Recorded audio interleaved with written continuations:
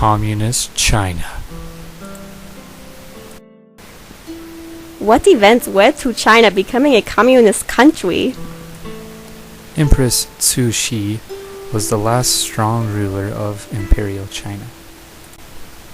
The strongest voice for a more democratic and independent China was that of Sun Yat-sen. Sun wanted a Chinese republic in which foreign nations had no control over China's government. Sun also wanted China to improve its agriculture and industry. Many Chinese agreed with Sun when he said, "The real trouble is that China is not an independent country. She is the victim of foreign countries. I set myself the object of the overthrow of the Qing dynasty and the establishment of a Chinese republic in its roots." In 1911, the Chinese monarchy was overthrown, and Sun Yat-sen's Nationalist Party formed a new government for China, called the Republic of China. Sun Yat-sen had died in 1925. A power struggle immediately broke out until Chiang Kai-shek, a nationalist general and the brother-in-law of Sun Yat-sen, took power.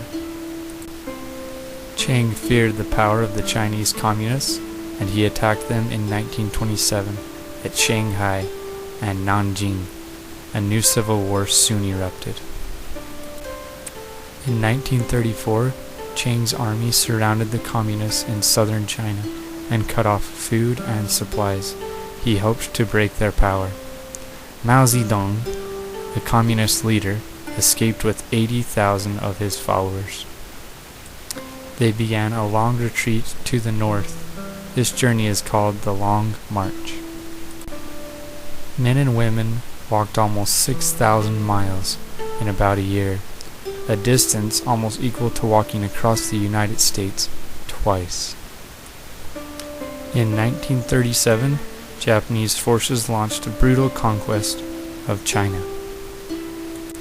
Communists and nationalists agreed to cooperate to fight the Japanese invaders. 8 years of terrible suffering followed before Japan surrendered at the end of World War II. Ching and Mao friends.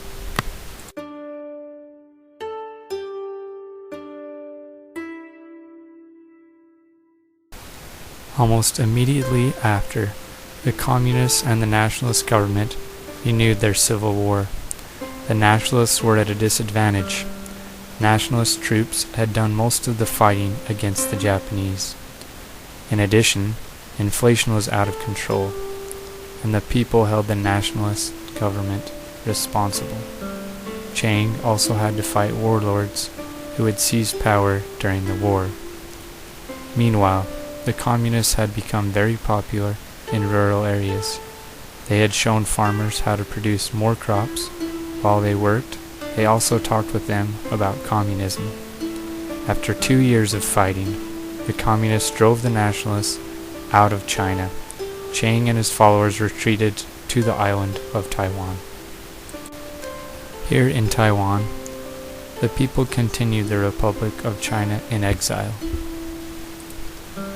In 1949, Mao proclaimed the People's Republic of China a communist state.